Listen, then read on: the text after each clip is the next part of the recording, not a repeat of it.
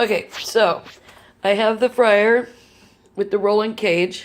I just opened up the cage. I did French fries.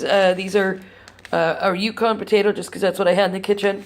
I soaked it for 30 minutes in water with Johnny seasoning.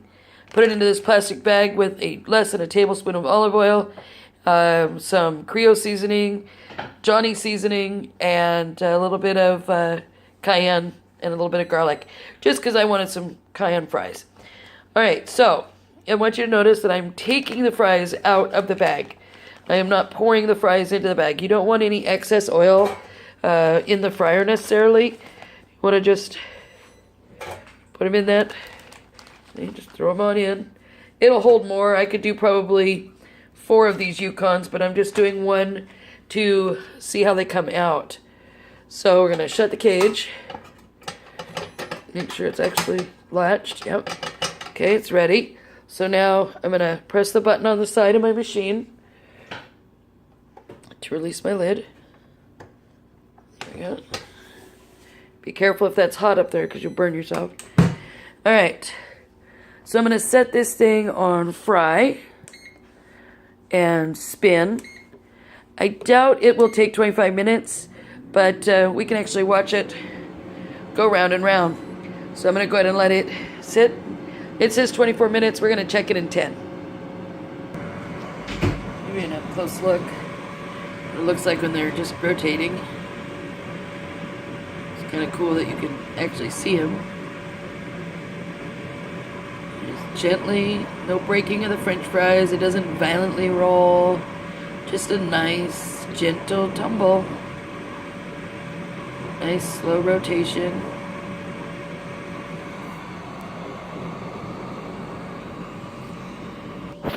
Alright, we are about 16 minutes in. We're gonna just lift it. Well, I'm gonna stop the roller. Right about there. Okay, see, I stopped it so I could see the cage wire door. Okay, I'm gonna open it up. I have a handy dandy oven glove, so I'm gonna check that out. Put this on. Maybe. Okay, so I'm gonna open this little cage door. Oven gloves are beautiful. Take off the oven glove. Those French fries are looking nice and French fry-y. They sound good. I'm gonna pause for a moment. There we go. Alright, so we're gonna test out this French fry. It's still really hot. Almost. It looks almost done in the center. See, it's made a little shell. See it? Made kind of a shell-like in there. It's got a nice, almost done French fry texture. Pick that one back up. The potato is like a mashed. Almost done. Really hot, by the way. So, really close to a French fry style. It looks like it came out of a fryer a little too soon. So, we're going to go ahead and close it up, and we'll do it for the remainder 9 minutes. Alright, so I went ahead and lifted the lid at 3 seconds before it was done, or 3 minutes before it was done. So I'm going to stop the roller now. There. Nope. Or not. Got to shut it down here. There we go. It's got to be upright or it can't. Oh, I guess it doesn't have to be. Okay, one good thing to remember. Always shut off the roller before you open it, or it doesn't stop rolling. Okay, so here we go. We're going to open up the cage. Alright, so I'm going to put on my oven glove. I could use the little thing that came with it, but instead I am going to just use my oven glove because it is a fantastic item. But I think I want to back it up with a pot holder real quick, just in case. It's a lot easier to grab. I have 2 oven gloves because, you know, you can't do just one. Alright, so I'm opening up the cage. I'm going to dump out the fries. They sure sound nice and crispy. I cut it 3 minutes short. Look at those French fries. Those look pretty darn good. Alright. So, you can hear them. They sound like French fries. Now, mind you, I used a softer potato, a Yukon, so that may be a difference also. So, let's see. I can't hear him. Let's see. Here we go. Probably can't hear him over my dogs here. All right, let's go ahead and taste one. Okay, dogs, get that one. Now they're quiet. Okay. Got crunch.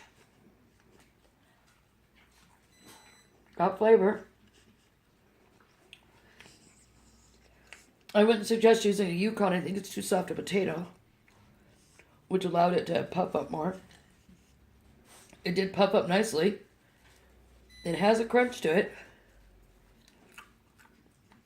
Needs salt, I think. Do a little Johnny's on that.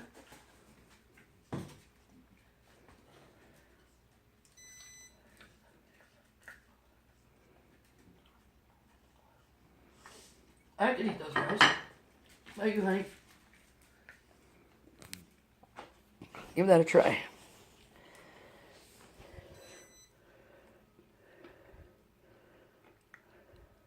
Yeah. Again, I think the Yukon started out too soft because Yukon Gold is a soft potato anyways.